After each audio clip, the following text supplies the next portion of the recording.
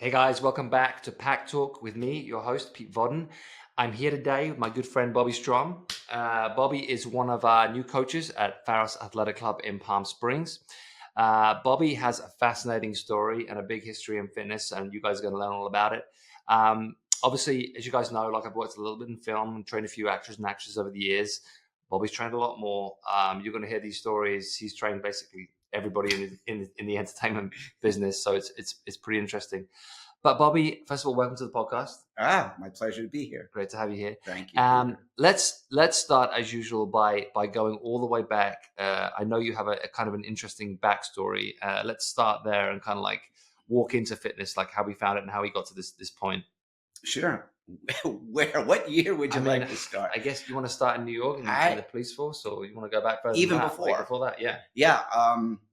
I was always involved in sports, but being kind of a runt, which is literally like the advertisement in the back of the comics, the kid that gets sand kicked in his face and starts working out. Well, my journey actually started with martial arts. Oh, okay. Yeah. So instead of being, the big strong guy that people wouldn't kick sand in the face, I became the guy that was because I wasn't a big guy. My frame was small. I mean, you could see my joints. So I became the fastest dude that could hit you. And Bruce Lee was like my idol. So it's strike so fast. So, and that went on, and I did get picked on, and I did win a few fights. It was like karate or? Oh, Taekwondo. Taekwondo, okay. Yeah, so Korean. Okay. And then there were two aspects, and then the other was called Hapkido, which would not Hapkido. Hapkido, right? Oh, Hapkido. No, Hapkido, which is the Korean version of basically jujitsu. Okay. Japanese jujitsu was just grappling and stuff, but all standing. The Brazilians took it to the ground, but everything before that was all standing. Anyway, few fights later, and I did win, and because like Bruce Lee, not being a big guy, but being fast, definitely was an advantage. Then I wanted to be the guy that you just went, no. You looked at and you're like, no, not even going to take it. Yeah. So, and that kind of came about from Arnold, our mentor. And you're in New York at this point? Yes. Okay. Yeah. Because you're born and raised in New York. Born and raised in New York. Okay. Yes. I didn't come to LA until 94. Okay. Yeah. So then I started lifting weights, and that was probably around 1977. So Arnold was still competing at that point. Oh yeah. Oh yeah. Yeah, because the last one he did was the 80, which he got a lot. Yeah. We know. But yes, and so Arnold was everyone's influence at that point. Even then. Oh yeah. Because I think a lot of the sometimes we think like Arnold didn't get big till after, and then you go back and there's pumping on stuff. But to actually hear it from someone who was actually there, and it was a big influence at the time. Because yes, if you went to, there were so few gyms. Yeah. I mean, you had to drive at least 45 minutes to get to a gym. People would come from towns and towns over to get to a gym to work out. Not like these days where you have the options not only of gyms, but like your style of training and, different things like I'll do Pilates, I'll do yoga. Forget it. It just wasn't like that. So I literally would drive 45 minutes a day to the gym. Wow. And then train for 2 hours and 45 minutes back. So in that environment, the people that worked out in those kind of gyms, Arnold was. And what was it like? Like, was it like Gold's in Pumping Iron? Was it that kind of a gym or? Yes. Right. Yes. And that was in Manhattan or? No, it was in Long Island. Oh, in Long Island. Yeah. Okay. And actually the gym that I used to go to was, back then was called Mr. America's. And the guy who owned it, Steve Mahalik, was Mr. America. Oh, shit. And he was so big and it was so new at the time that I remember a story that he told us where he went to the airport and he was going through security and they thought he was strapped with bombs. Oh, because he was so big. And yet they looked at his waist was like, 28, but they looked at his shoulder stuff and they were like, literally they grabbed the guy, pulled him off the side and almost like, take off your clothes, take off your, like, they never saw anybody that big before. Yeah, because now, like, you meet a lot of people that train, but back then, like you're saying, it was so fringe. Yeah, it was so that rare. It was almost like a freak show kind of thing, right? To see that, yeah. And when you watch like bodybuilding shows, it's more of a circus kind of thing. It feels like they're going to see a freak show in a circus as opposed to like being like the Mr. Olympia like it is today and like a big showcase kind of thing. Yeah, yeah, and even the competitions, they had, you know, there was a good turnout. Right. I mean, really for the time, there really was. There were auditoriums that had definitely like 1,000 people or a couple of hundred, depending on the size of the show. And I'm talking about local shows that, you know, that I competed in, not even the level of the Olympia or the Americas stuff. And it was exciting, and it was really a lot of fun. And it was a community that didn't come back, you know, then died out, but didn't come back until CrossFit brought that community back. But the bodybuilding community was strong in the 70s and 80s, was really tight. So you're back then, you're going to this gym. It's very much like the original kind of Gold's kind of feel. And you have your kind of like bodybuilding community there. And how long were you training before you started competing? So you went from martial arts to bodybuilding, and how long was that? So I think I trained there for like 3 years. And then I found a gym that was closer to me in Queens, where I was coming from. And I got to know the owner of that gym really well. And he kind of became my mentor and really taught me how to train. Because in the other gym, I was the newbie. Right. And I was the guy that they would make fun of, you know, like if I had, you know, 20-pound dumbbells, they were laughing at me because these guys were already chest pressing 100-pound dumbbells or more, you know, because this was a real hardcore bodybuilding gym. So these guys were John Defendis. You probably don't know these names. Yeah, but he was also, I think he won Mr. Universe or something, these guys. Right.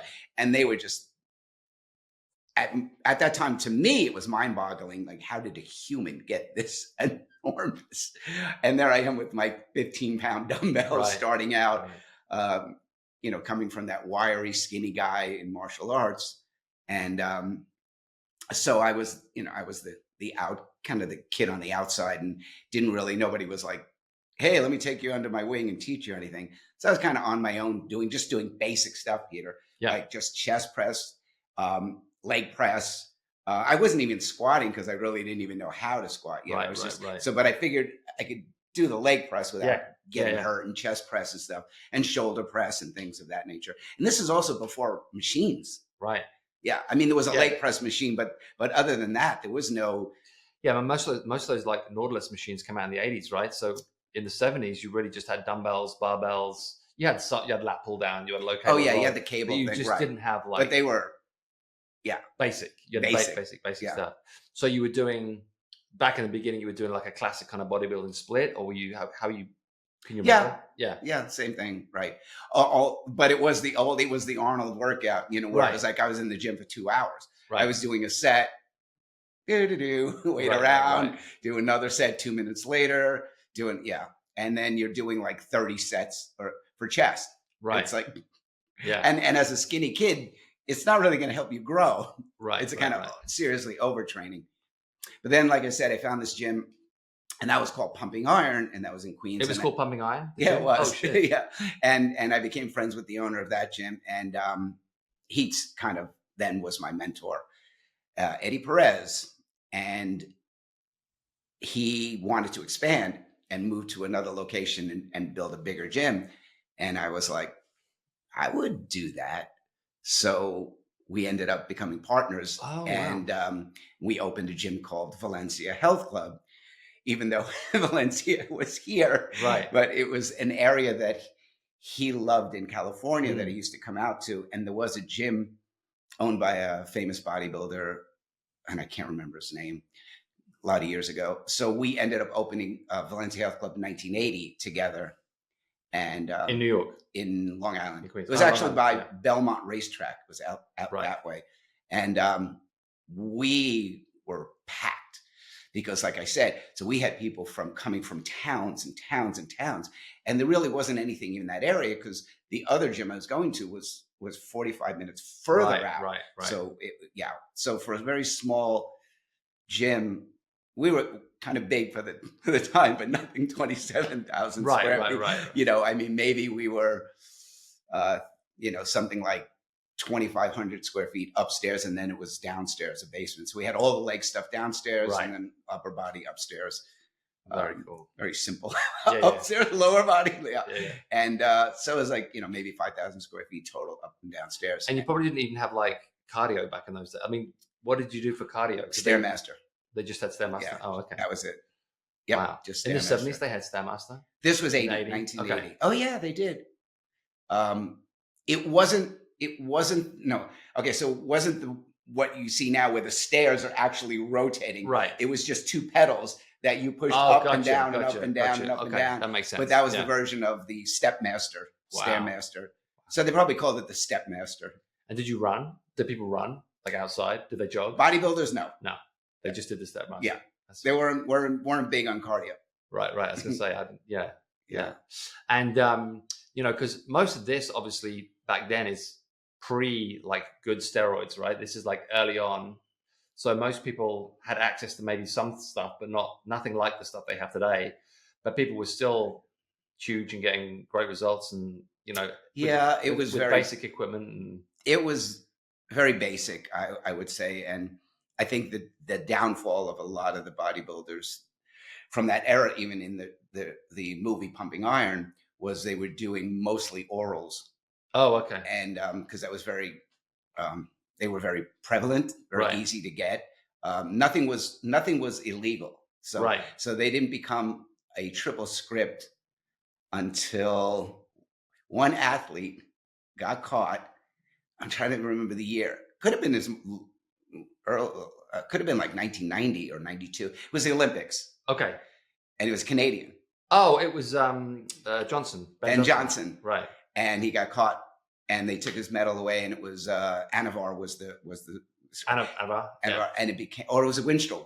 Okay. So then it became then in the States here, they made it a triple script. They put it in the same category as a narcotic. Right. But back then, you could literally go in a pharmacy and just say, "Can I buy some Dianabol?" And it was like, here's $20 for a bottle of 100. But those guys back then were doing like a bottle. They would take like a bottle a day. Oh shit! So can you imagine taking like 100 Dianabol a day? What that's doing to your liver? Yeah. Yeah, and that's why a lot of them are not here with us today. Yeah. They end up on dialysis and stuff. Right. Yeah. Dude, that's brutal. Yeah. So you're in this gym in Long Island. You started this business. How long were you in that business for? I stayed about 10 years. Oh, wow. 10 years. Yeah. From 80 to 90. Oh, shit. And then, and was it like busy that whole time? Yeah, it's still there. I think it's still busy. Wow. Oh, I should show you. I have the jacket. So one of my friends, which I forgot that he was actually a training partner of mine at one time.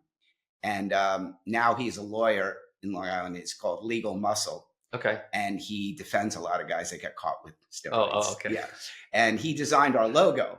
And I actually still have the jacket from back then and the t-shirts. And I forgot that he designed it. And so he sent me a flashback, like a throwback picture of the.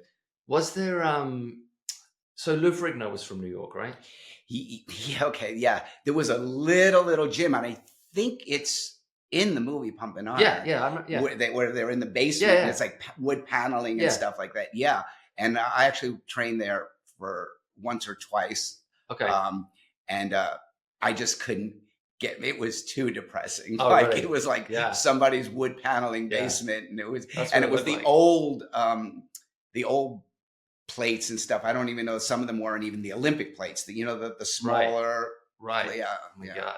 And was there like a New York, California rivalry with bodybuilders? Were you like on Lou Ferrigno's like side versus Schwarzenegger, or was it not really like that? Everyone was just a fan of Arnold. Yeah, I personally, I don't think it. I never felt it, and I don't think it was like the rapper right version East Coast, West in Coast. bodybuilding, East Coast, West Coast. But it was very much, and I know we'll get into this and everything, and you and I have talked about this, that the bodybuilders were so unique in their physical appearance, their size, and how they aesthetically presented themselves in a competition, and everybody could like identify with their own physique and pick a favorite. Right. You know, like if you were short and you had big quads, you know, this one guy, Danny Padilla or Tom Platz, right? Yeah. Like that was your guy. And if you were skinny like me and more aesthetically cut, Frank Zane was my guy. Right. Like, Right. and then right. if you were like thick and had a thicker waist, or a big one, like maybe Mike Mensa was your guy. But it was so unique back then, which I feel is lost in the sport. Right. And now they call, I think it's CBum is in the classic physique. Yeah.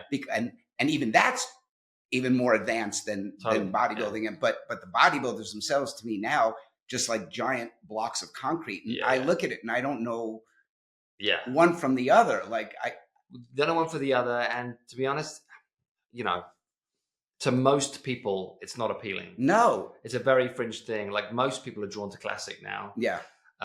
Just because it's a more attractive look. Like aesthetically, it's more pleasing. There's more symmetry. There's more, right. You know, the symmetry between the waist and the shoulders just looks better. Like you're saying, like the open guys now are just like, you know, right. Huge blocks, big distended stomachs. It's just and yes, and you can also identify with picking your favorites and like who might appeal or pair with your physique. Right. But that was the fun thing.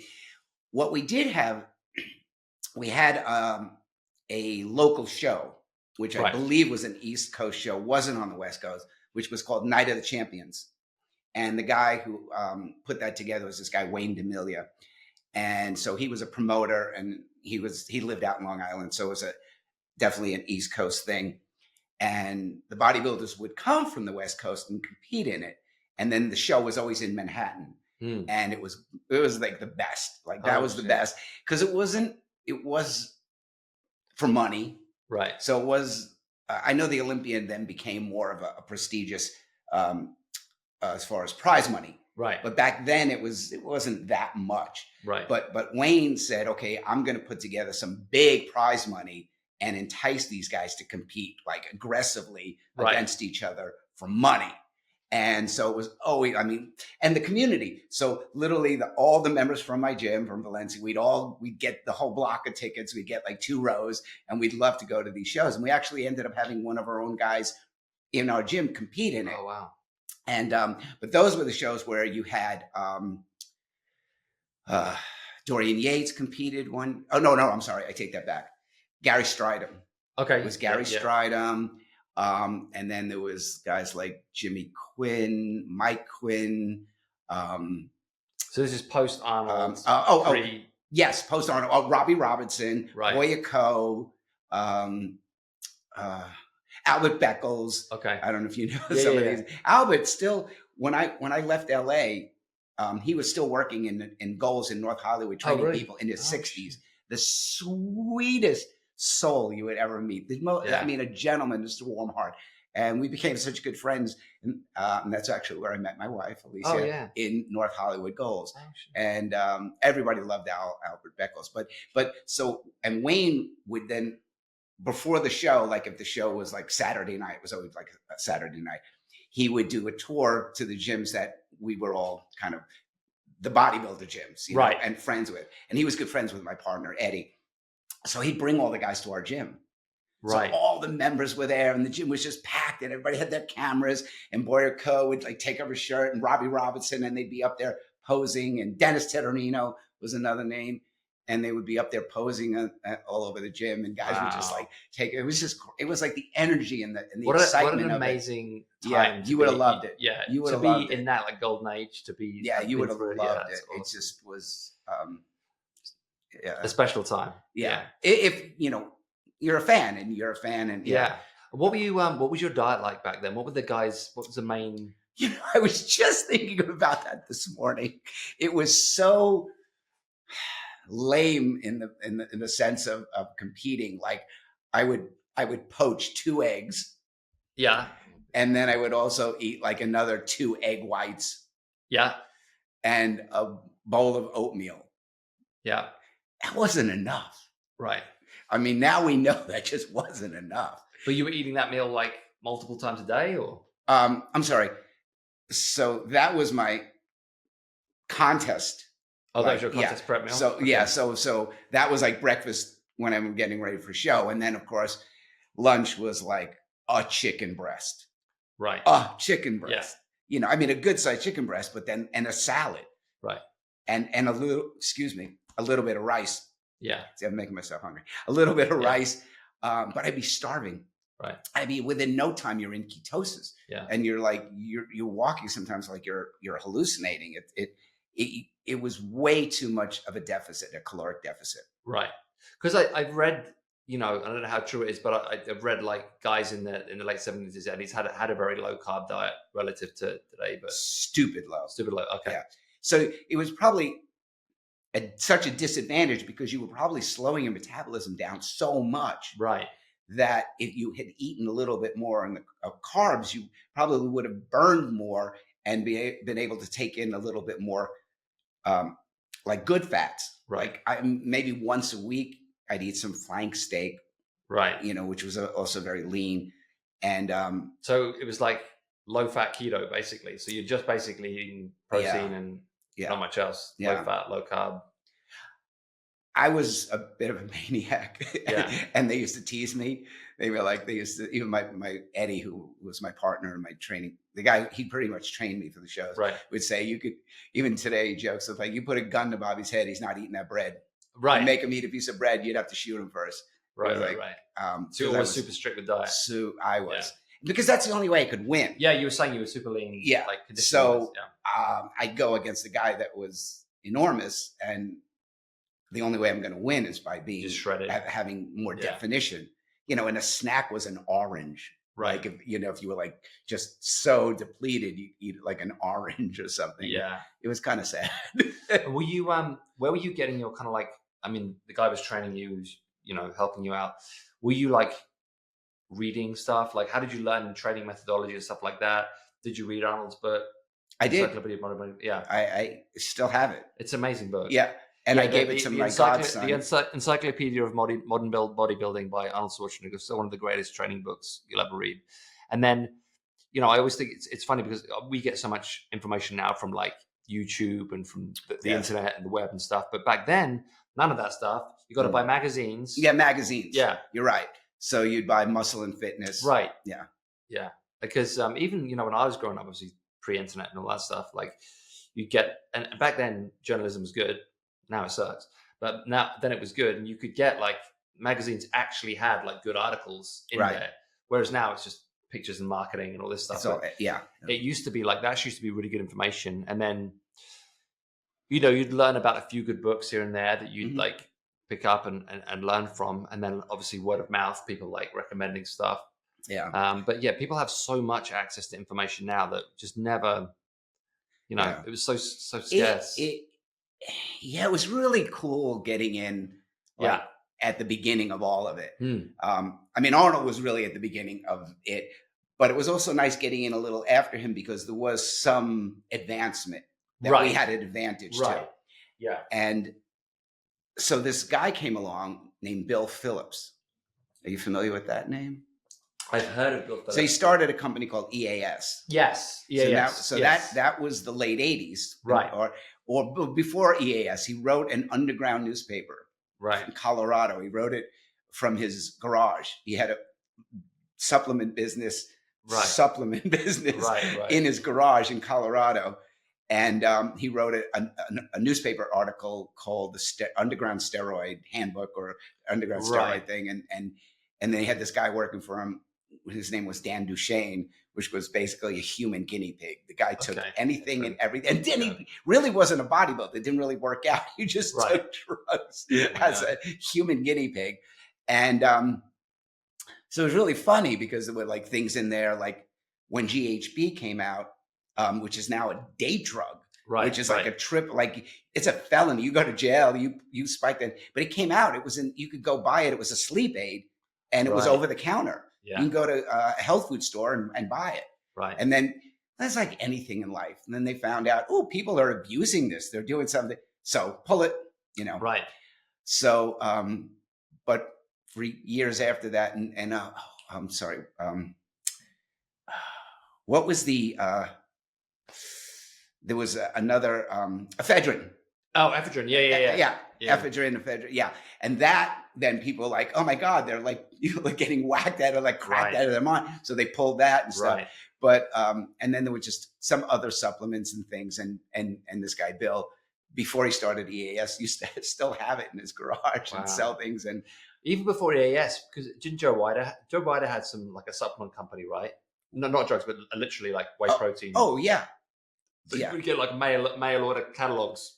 Yeah. And you would order it in the mail. Yeah. And it would come, but it tasted like shit. Yeah. Everything was back then was awful. Yeah. But the funny thing was, I remember actually, I don't even know how I got his phone number, but I ended up calling. Oh, Joe Ryder? No, Bill Phillips. Oh. And he was in his garage, and it was like a work day, and I'm talking to the guy, and we're talking about supplements and bodybuilding and stuff, and he was obsessed with it, and then he started. EAS was almost like $1 billion company with hundreds and hundreds. He what was his name? He started RX.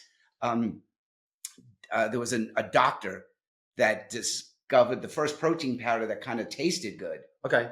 Metrics. Yes. Yeah. Yeah. MedRx or Metrics. Yeah. And then in the first stages of it, you mix the two together, and then they ended up it was two different separate powders and things. And so that was his thing. And that's where he became really famous, started making a lot of money. But I used to call the guy and talk to him in his garage. Wow. And it was just trippy to do that. I think you can still get Metrics now, can you? I think so. Yeah. I mean, you don't see it as much, but no, but then it was the only. Yeah. It was like, oh wow, this doesn't taste like crap, and I can build muscle. And I was like, wow, this is great. And so that was groundbreaking for bodybuilding. Right. It was like the first protein powder that was digestible. Decent. Yeah. Wow. Because before that, you were just necking raw eggs and shit. Right? Yeah. Even I just saw Dorian Yates. That's why it came to my mind. Yeah. The other day, he did a post about like how he regretted not eating more whole eggs. Right. Because back then it was a little bit taboo. Cholesterol. So he said he would eat like 2 whole eggs and like 20 egg whites. Because you couldn't even buy egg whites in cartons back then. Right, you had to separate. So yeah, so he'd crack the eggs and eat like 20 egg whites and 2 whole eggs. And he said, now I would just eat like almost, I'd eat like. Was that because they were worried about the fat content? Yeah. Yeah, the fat content. Yeah. But it really was just. Yeah. It was a myth. At the intensity these guys were training and could have used the fuel. They could have used it, Yeah. So you're doing this from 1980 to 1990, and then you had competed multiple times. There's great photos of Bobby. I want to get some up at PHAROS, but you were competing that whole time from. My first show was 80. My last show was 91. Last show was 91. Okay, and you won a good few shows, right? I had about 35 trophies. Yeah, that's a lot. Dude. Yeah, because sometimes there would be multiple. Like you'd go into your class. Like the first shows I did were height. So it was short, medium, and tall. Right. Then they went to weight. And then there was a light, middle, light heavyweight, and heavyweight. So then there were 4. Then it evolved to bantam, light, and then there were 5. Right.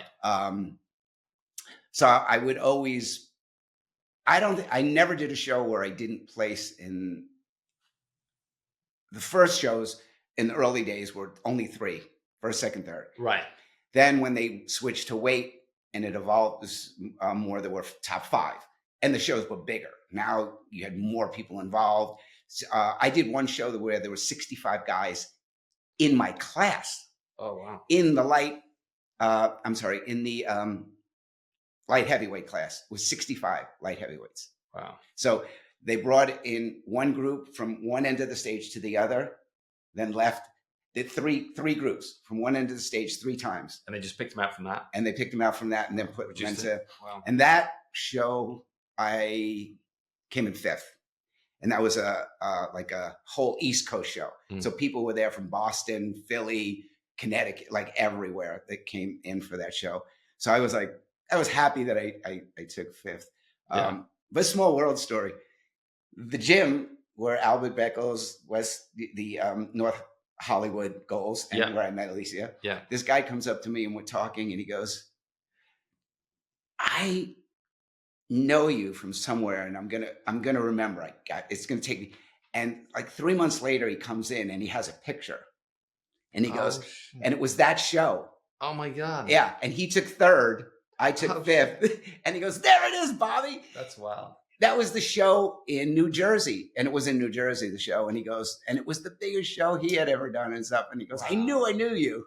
That's and it was crazy. kind of this guy, That's Gary. a great memory. Gary. Oh, and Gary trained at the first gym, the Mr. Americas. Oh, okay. So that was even another connection. So yeah, it's kind of yeah, like you said, it's a small community back then. Like Yeah. if you were involved, you were one of a few. and then a small world to meet the guy out here in California and stuff. And he turns out he trained Nikki Sixx from Motley Crue for like 10, 15 years. They were like he toured Very with cool. them and stuff. And So in 1990, you were still part owner in that gym? Yeah. And then you sold, or Yeah. you sold Sold your out half my of it? share, But the gym's yeah. still there? it is. Wow, that's awesome. Yeah. And then when you sold, you went into the police force, or what was the next step? No, from there? I went in the police force in 78. Oh, you were this whole time you were in Yeah, the so police force? just about everybody in the police department has Another second job. Yeah. Yeah. It's just So you were bodybuilding because Ronnie Coleman was a police officer, right? he was. Yeah. I don't know how he Yeah. walked around or Yeah. that was pretty fun. So this whole time you're in the police force, and you're a New York cop, basically. Mhm. Yeah. And then in 91, you sell the gym, sell your shares in the gym there. Yeah. And then do you leave New York? Is that when you left? No, I left New York in 94. So what did you do once you were just full-time cop, just in New York? Yeah, and I And- still, of course, still worked out. Yeah. I had moved further out in Long Island, so I was training in a different gym. Pro bodybuilder out there named Tom Terwilliger. Okay. Really super nice guy. Excuse me. He lives in, the last we spoke, he was in Colorado Okay. now, but he had like shows on TV and stuff. He became kind of a well-known figure in interviewing bodybuilders and Okay. stuff of that nature. So at what point did you kind of take being a full-time bodybuilder to actually being a coach and like start training other people, or did that come a lot later? No, yeah, actually, my wife and I were just talking about that. She's like, "You've been coaching for, since like the mid '80s," and I said, "Yeah, but it was all bodybuilders." Right. Yeah, because we were talking about coaching at PHAROS, Yeah. and I was like, "Yeah, I want to do a class with the, possibly like just target maybe people over 50 or target people that want to do like HIIT, which is kind of like what I've been doing a lot lately because I don't really want to do, we don't do 2 hours anymore. Right. So right. I'm like, now my thing is 40 minutes and it's like, bam, bam, bam, bam, bam. Yeah, and I exhaust the muscle. It's Yeah. more Mike Mensa Yes, philosophy, but yes. not, Just like 2 working sets, but failure not kind of to thing. the weight that Right. Of we course. can go into my training with Right, Mike right, Mensa. right. But I did train people for shows. Right. So I was coaching and training other kids that wanted to compete for the first time. So I was then utilizing my experiences from, yeah. I was doing like 3 shows a year, which also was stupid because there's no off season. Right. So you you're can't just really dieting grow. all the time, basically. Yeah. Yeah. Well, I think that's important because, when it comes to like doing a show, I almost think you have to do it to coach it. Like Oh, you have to kind of go yeah. through the process to understand the process. Yeah. It's not something you can kind of like learn from the sidelines. No. You have to go through it. Yeah. I agree. Yeah. So you were kind of coaching people this whole time, and then did you go into that kind of full time after you left the police force, or when did this start to take over? So yes, it's kind of what we were talking about also, because in PHAROS, I started with a client whom I knew from 30 years ago at this gym that I started with in LA, and it was very boutique. They had a koi pond. Oh, wow. And they had Pilates for reformers. And so it was very bougie. And so it was a whole nother world. Yeah. And that's kind of like what Alicia and I were talking about, how I was switching gears from now. I'm not training bodybuilders anymore. Can't train them the same way. It's not the same mentality. Right. These are people that just want to be fit and maybe aesthetically change, but stay healthy. And so a lot of years of just learning different methods, utilizing different techniques. Yeah. And then also just the psychology of working with thousands of people now over the last 50 years of what people are looking for in their own fitness journey. Right. and me being able to tap into that. At a period of time in LA, when you're talking about the celebrities, there were like 3 of us that were like the celebrity trainers. And I won't mention the other 2 guys, but Well, Gunner, right? Gunner was, yes. And Harley Pasternak. Okay. So now I mentioned, there you go. But Gunner did Gunner. Yeah. Harley did Harley. And that was the thing that I differentiated myself from, was I did you. So if Pieter came to me and said, this is what I'm looking to do, I did that. Right. Whereas you went to Harley or you went to Gunner because that's what you wanted to do, what they do. Right. So they were kind of more dogmatic and you were more pragmatic. Yes. More, yeah. So that's kind of my philosophy, my methodology that I've used for training people over the last 30 years, was to really kind of focus on them and do what they want, because it also gives you, opens you up to more clients, for one thing. You know, I've worked with people I had a client, she was 90. Not training with Gunner Harley at 90. Right. Not that they want to live to be 91. Yeah. But this woman, Barbara, and she was a pistol, man, firecracker. She used to come in and she was the fastest moving thing. She'd be flying around the gym and stuff. She had a leotard on and stuff. But I got her because she came into the gym where I was working. I was literally training a couple. This was in LA? Yeah, in LA, a man and a woman.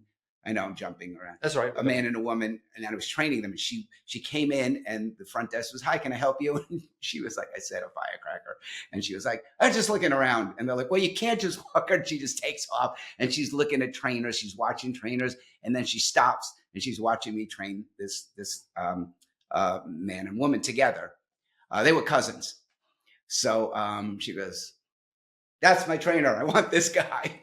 And they're like, "Okay, well, you can talk to him when." So that's kind of been my thing, where it's like, you adapt to the person. Adapt to the person, and I don't do just bodybuilding moves anymore. It's a matter of eclectic workout. Holistic, Yeah. So core, stability. Yeah. Right. How did you go from you leave New York, you come to LA?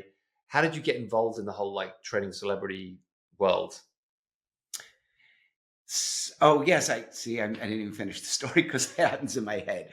What I was saying was I went to this bougie gym called Angel City Gym in West Hollywood. Right. And then my client, who I just started with, because he lives out here now, his name Wayne, he just texted me last week and said, "Hey, where are you training?" I go, "PHAROS Gym." And he's like, "Oh, I want to work out. Let's do it." So we started last week.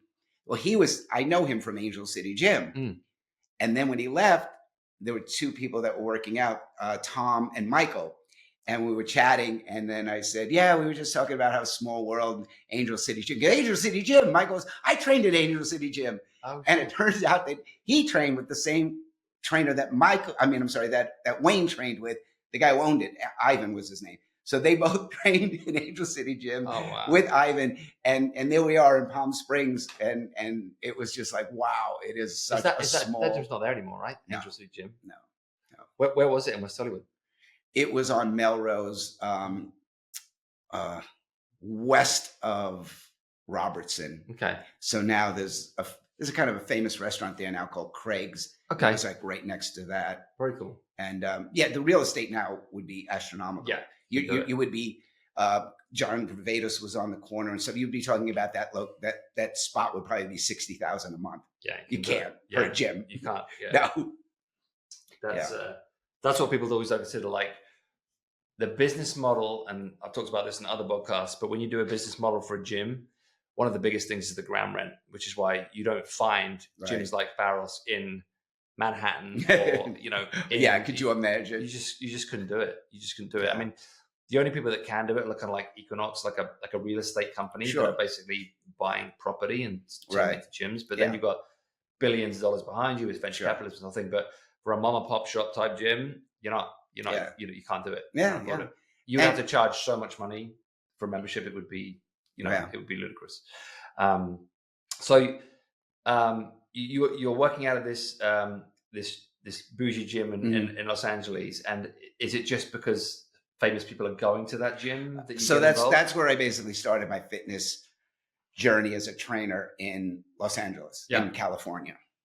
And it was, there were some, I would say not super famous there, but like some people that were C-listers were famous at one time. Right.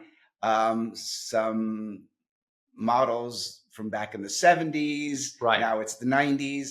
So it was like, and then also a lot of like some wives of famous people, like Peter Frampton's wife worked out there and stuff. So there were, like I said, the siblings of, I'm not siblings, I'm sorry, the spouses of famous people. Right. And then up the block, another gym had opened, and it was just a warehouse, and it had no name on it. And it was raw. I mean, it was just like, and I was like, yeah, this is more of my fit. Right. Like it kind of brought me back to like some bodybuilding, just, you know, working out, people in there working, grunting and sweating and working out less hard. bougie And and you know, no koi pond, no. Right. So I was like, yeah, I'm going to go here. So I moved my business up the block, you know, had a couple of clients that came with me, and that was where it all started. Right. And also, it was not filled with famous people yet. So the owner there was only maybe 12 trainers. Right. One of them, actually, Anne was still friends with, she started and ran all of Jane Fonda studios. She was like the woman behind all the Jane Fonda workouts and stuff like. Oh, cool. Then she worked for Richard Simmons and became like his guru, and she did all the classes and you know. So there was some people that had backgrounded already in different aspects of fitness, and it was only like 12 of us. It was a small group in this warehouse, you know, and I think our fee was like $5. You know, to the gym. Yeah.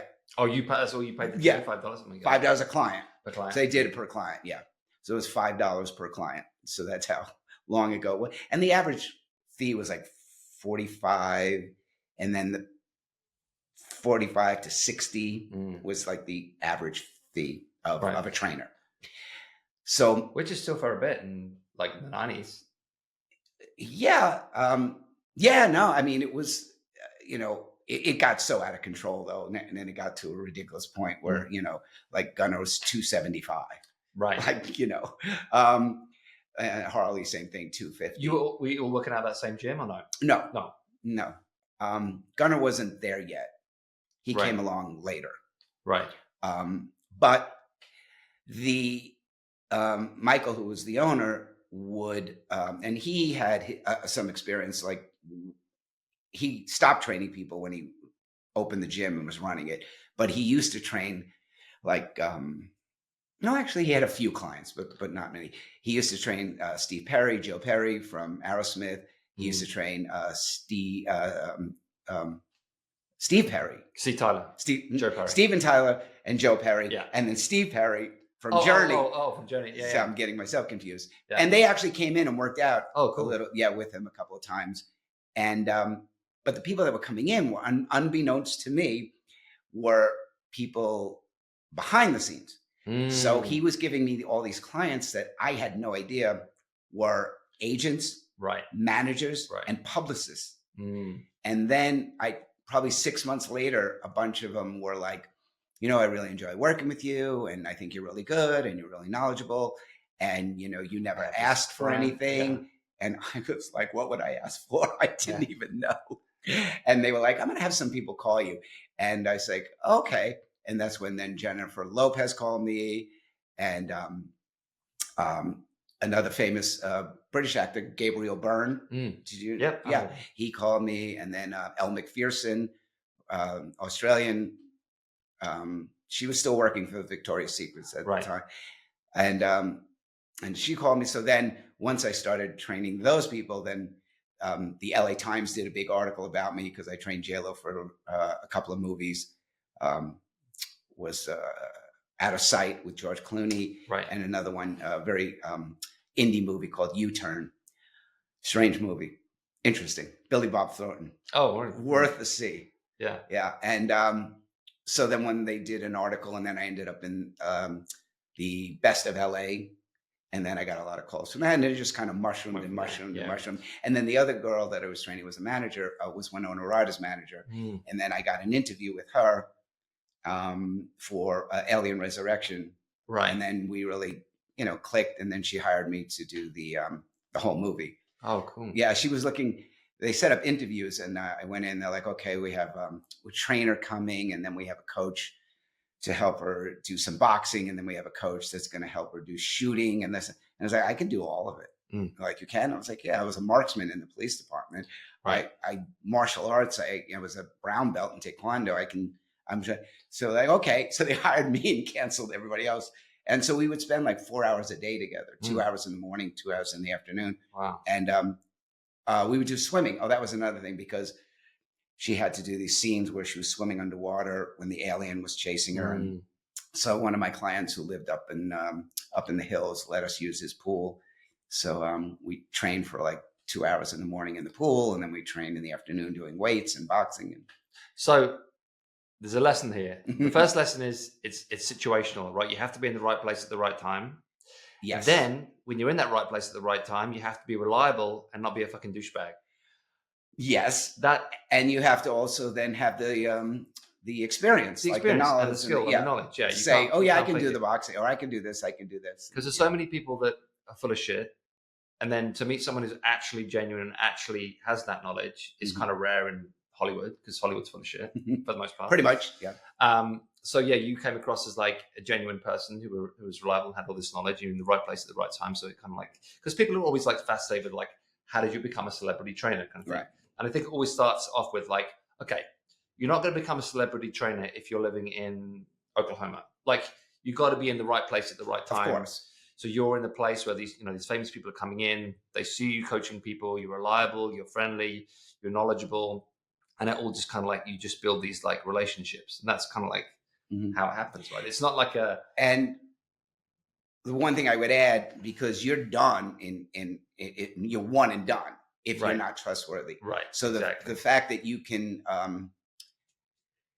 gain their trust, and they can confide in you and talk to you and feel that what they're telling you is safe. You're not going to sell their story to the magazine or something. And once you do that, then they'll recommend a friend, and then they'll recommend a friend.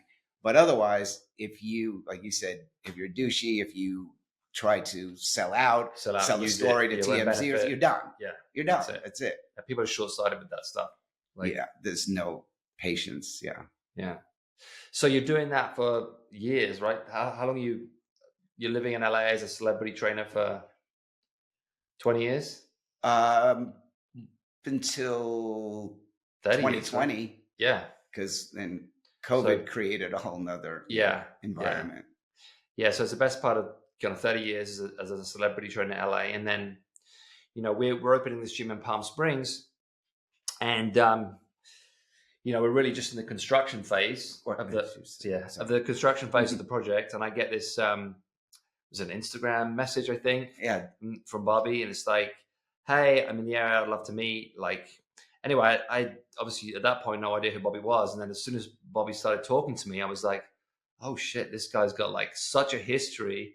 Like, we had some similarities with the kind of like, we worked on the same movie, together, exactly, and then in different places, yeah. And then when sometimes you meet people, and it's like, you meet someone genuine who's obviously been in the industry for a long time, who has a wealth of knowledge, has worked with a ton of people. And at that point, we weren't even looking for trainers. We were just like trying to get the damn place open, which we're still trying to do. But yeah, Bobby contacted me. I met Bobby, and it was a no-brainer for us to get Bobby. And we didn't even know how we were going to get him in. It's like, I don't know what job we can create for him, but we got to get him in somehow. Because, well, it is obviously. Personally, I'm fascinated by the era that you were in, and the stories that you have, and I love those stories.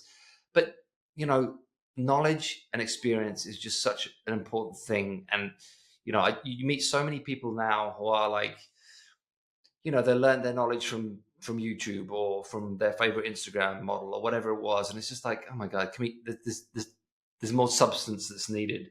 There's more experience that's needed, and that is invaluable to a lot of people, especially when you're dealing with, you know, people are maybe a little bit later in life. Maybe they've got, you know, injuries, they've got limitations, they've got all this shit from living a life that they can't just do, you know, what the people on Instagram are doing. You know, they need someone to actually help them who's going to understand where they're coming from, what their situation is, what their limitations are, but still want to get results. Yeah. It's like, you can't go to a 22-year-old trainer for that.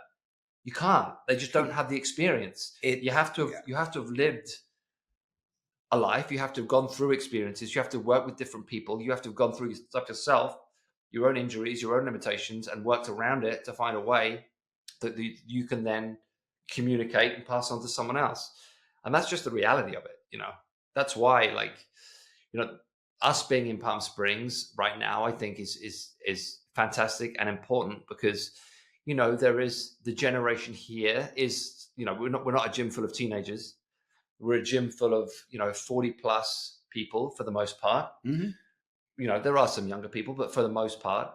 And, you know, again, a lot of us have stuff, you know, whether it's injuries, whether it's limitations, whatever it is. And really what we're looking for is longevity. Really what we're looking for is, we want to live a long time. We want to live a healthy life, a healthy life. Sure. We want to maximize the time that we've got left. How do we do that? Okay, let us help you. That's what we want to do. Yeah.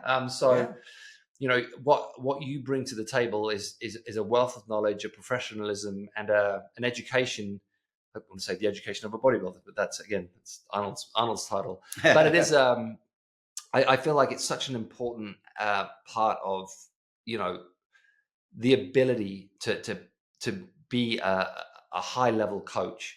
You know, you can go out and you can study and get these certifications from this person. Certifications are great, don't get me wrong, but a lifetime of experience and knowledge and working with multiple different people from all walks of life, multiple ages, for multiple disciplines.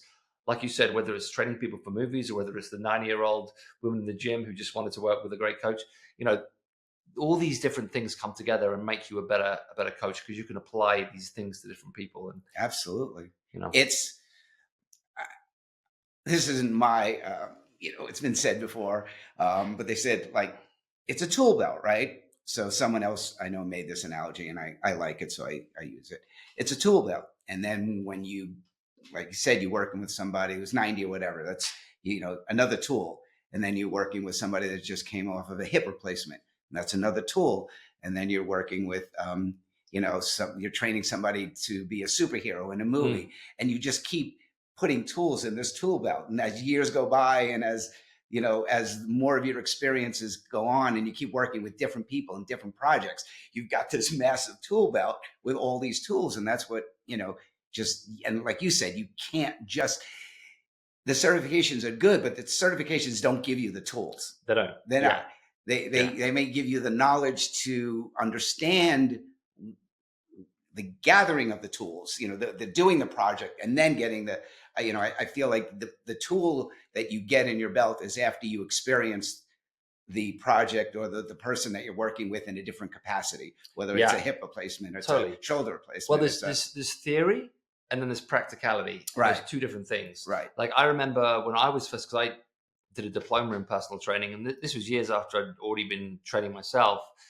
And I remember meeting people on that diploma who'd never trained before. And like, they were learning this stuff. And I was thinking, my God, you're going to leave this diploma and you're going to start training people, and you've never been in a gym before. Like, this is terrifying to me. But you know, it's like, you have to have lived the life. You have to have done the things. You can't teach someone to squat if you've never done a squat before. Like, it just doesn't work that way. So you have to marry those two things. You have to marry theory and practicality. Sure. And you have to gain as much experience as you can, and you have to listen to people. One of the things that I was getting from you when you were talking about what made you a great trainer is that you listened. You were listening to people. This is what I want. This is what I just like. Okay, I got you. You know, you're listening, you're taking information, and then you're applying your knowledge to that. As opposed to, you know, I've talked about it on the podcast before, there are so many gyms and trainers that are just dogmatic, and they're like, no, this is the way. and it's like, it doesn't suit that person. It doesn't suit their goal. Yes. But it's all they know. So they just apply it. But you have to be more malleable than that. Yeah. And my wife and I spent 19 years together, and we have developed a synergy and a partnership, and also gathering more tools, to be redundant. And she's even way beyond what I've done, because she has a degree in coaching. And it's like what you said, this is the way they call that imperative talk. But in actual coaching and trying to help people achieve things, especially in California, if you're dealing with people that were AA or eating disorders or things of that nature, you can't talk that way. Right. See, that's imperative talk. Right. You can't talk that way. Exactly. You can't say, don't do that, or you should do this. You should eat eggs every morning, and that you should do that. And then you should have 100 grams of protein, or you need to, do more cardio. Right. It's because when people have issues, it's just trigger words and trigger points, and doesn't work that way. So there's ways of getting the best out of people. And it's a skill. It's a skill that you've learned, and it's, it doesn't happen overnight. Like, it takes years. Yeah. And that's where a degree also comes in, where she has that, and it teaches you. And I don't, but I had worked with a doctor in UCLA, which is the head of nutrition. And he had taught me back in the early 90s mid 90s when I met him. And I also got clients from him. And those were the few clients that I couldn't talk about, because they all came from a doctor, and it was under HIPAA. Got it. And, but he taught me about, you can't say, he had to get the bodybuilding out of my head. So he said, Bobby, you can't say a cheat meal. Right. You can't say a reward. Right. You can't, these were things, you can't say diet. Right. Things you can't say to an addict, basically, because it becomes you can't say things that are trigger words, and things that are, reward. Oh, reward. Yeah. Like, no. Yeah. So I learned a lot, and then goes to what you were saying, experiences. And then also, when I had a gym, I had 7 physical therapists that worked in there. They had their own clinic within the gym that I had. And they constantly educated myself along the way about maybe bodybuilding exercises that were a little bit, that could use, it was kind of a hybrid of, let's take some physical therapy, let's take the bodybuilding aspect, and let's make it safer and more effective. And putting the two together, learning from them, was also opening a whole world of knowledge. Yeah, it was great.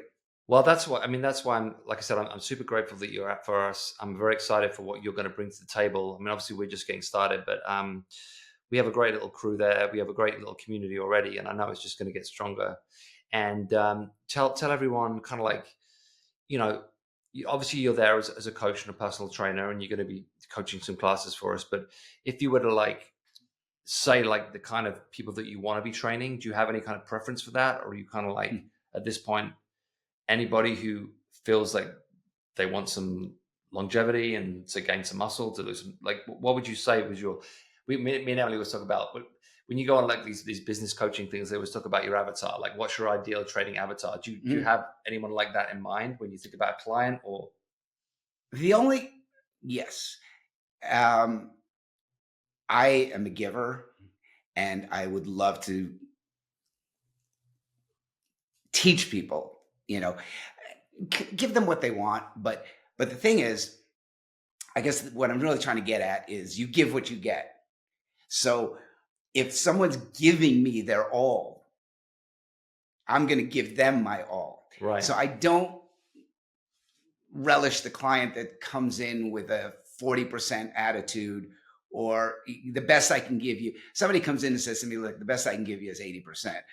I'm going to be like, well, I'm not going to give you 100%. It's like in my head, I'm like, where's that other 20%? Why this is where we're starting. But if somebody comes in and they're excited, even if they've never worked out, I'm not somebody that's going to shun somebody away because they never worked out. And it's like, oh, you know what? You should probably train with somebody else because you don't need my expertise or whatever. It's like, no, I'm even better for you because I'm going to take you along so fast that you're going to, like the years that I spent 2 hours in a gym just dicking around, I'm going to cut through all that. And in 6 months, I'm going to take you to where I got in 2 years. Right.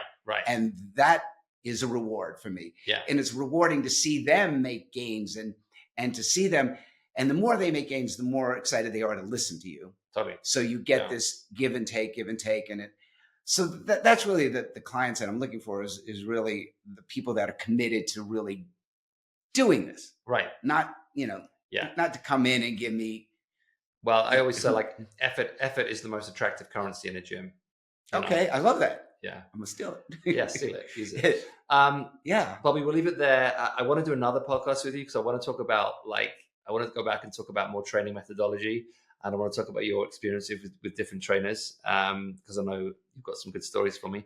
I'd love to talk about working out with Mike Mensa, working out with Lou Ferrigno. Exactly. I want to get into all that. Yeah. We've gone over an hour on this one just because like I said, I love talking to Bobby. He's got so many stories for me and I'm kind of fascinated by it. So personally, this is awesome for me. But we'll leave the podcast if they do. I do want you to get you back and we're gonna talk about that training. Guys, if you want to train with Bobby, coming out to Palm Springs, come check out the gym, come meet Bobby. He's an awesome guy, an awesome coach. And we have a phenomenal facility for you guys with great equipment and like I said, great coaches that can really help you in your goals and help you on your journey. It's more than just a gym. It really is becoming a little family. And I'm very, very excited for what this gym is going to be. And I'm very, very excited to have Bobby on board with us. So. And I'm excited and happy to be here. I been around for, in the gym for 50 years. And that's without exaggeration, unfortunately. It's true. And I've seen a lot of gyms and I've seen a lot of gym vibes. And I knew before this was even open, I could literally feel that this was going to be the gym vibe that I haven't seen felt since the 80s. And I was already stoked to get in. I was I have to get in. So that's why I started messaging them way before they were even looking to hire people, because I wanted to be part of this from the beginning. I knew what it was going to be. I knew what it is already. And I know what it's going to keep growing to be. And it already does have the community and the vibe that we all, the synergy and that between the coaches and the members. And it's really exciting to watch. I really loved getting in once again on the ground floor of something and then building it with great people. Emily and Pieter, solid, literally solid people inside and out. I couldn't be happier. And I am looking forward to being part of this for as long as I can physically do it. Yeah. Train with the 85-year-old trainer. I may be there. Why not? Yeah, so we're at 3455 North Indian Canyon. Come check us out. Like I said, come take a tour of the gym, see everything. Come meet me, come meet Bobby. And we look forward to seeing you soon. Bobby, you're a legend. And you are as well. Appreciate you, brother. See you next time, guys. Take care. Bye.